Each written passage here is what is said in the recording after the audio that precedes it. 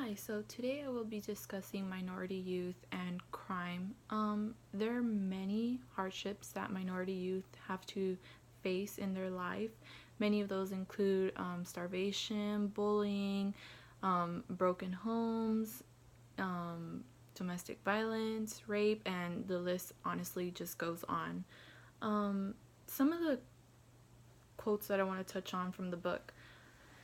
One of the things with the criminal justice system is that they are not focusing on community-based programs. Rather, they are focusing on punishing the individual, whether they are 12, 16, 18, and so on. This is proven by the very first sentence in chapter 10 when it states, in June 2001, Lionel Tate, an African-American boy who was 12 years old when he killed a 6-year-old family friend while demonstrating a wrestling move he had seen on television, was sentenced to life in prison without the possibility of parole. Now, keep in mind, this is a 12-year-old kid. I'm pretty sure he did not intend to commit the crime. He didn't have motivation to commit the crime. He was just a kid, and it is reasonable to say that it was most likely probably just a mistake. However, he was still tried as an adult because it was first-degree murder in the state of, I believe it is Florida. So he was charged as an adult anyways. The problem with this is it doesn't help the youth rehabilitate themselves or learn from their mistakes. Rather, it just punishes them for their mistakes. And when they are released, if he is released, because I'm pretty sure he's 41 years old now. So from the age of 12 to 41 years old, that means he's been serving for approximately 30 years. That's a life sentence. He didn't really have the time to rehabilitate himself and become, that better image of a youth that many of us try to maintain.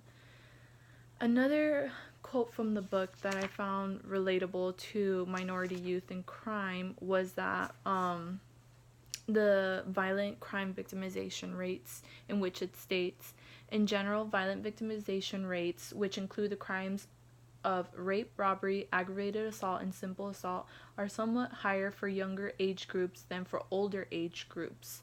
So with that, it can be reasonable to assume that minority youth will suffer more from rape cases, therefore affecting their mental state, and they need these community-based programs in order to get that help that they might feel that they can't receive in their homes otherwise.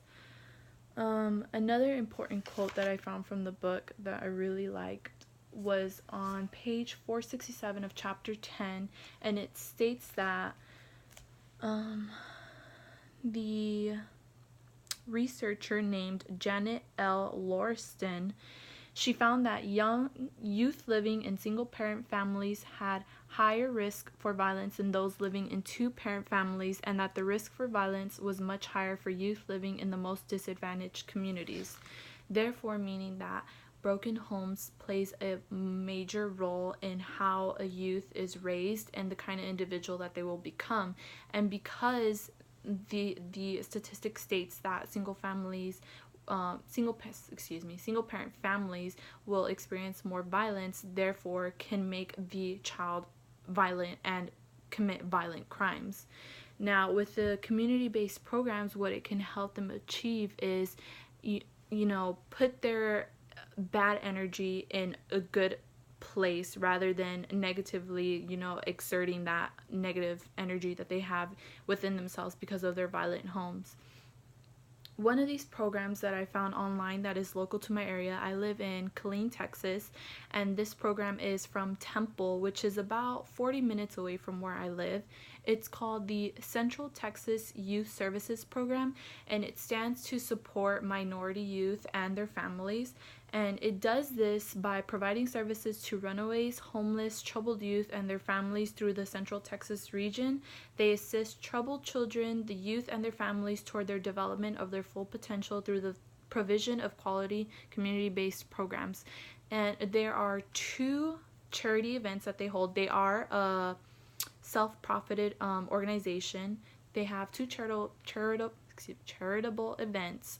One of them being bingo, and that is basically to raise money for the minority youth and troubled youth that they already have in their program. And then the other event is the Central Texas Taste program. And what this does is they have food that they sponsor, and then they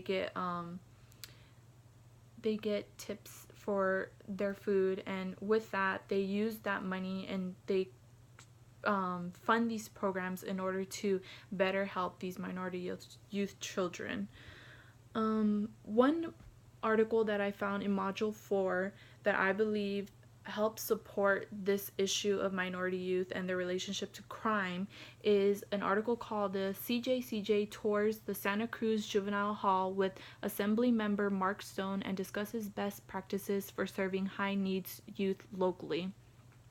One of the things that it states that it does is that during the facility tour, administrators discuss the importance of healthy, authentic relationships between youth and all members of the juvenile hall staff.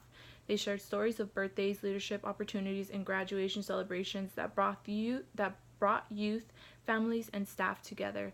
I believe this is really, really, really important because it is a community-based program, but I believe it's important in the sense that my solution to this issue was I believe that law enforcement should become more involved with the youth and try to prevent crime rather than punish crime, in the sense that they can go to high schools and talk to them about crime prevention methods, how to seek help if they're victims of crimes, or if they feel that they're becoming bullies themselves, how can they find that kind of help, and also how to locate these kinds of resources so that they're not involved in crime.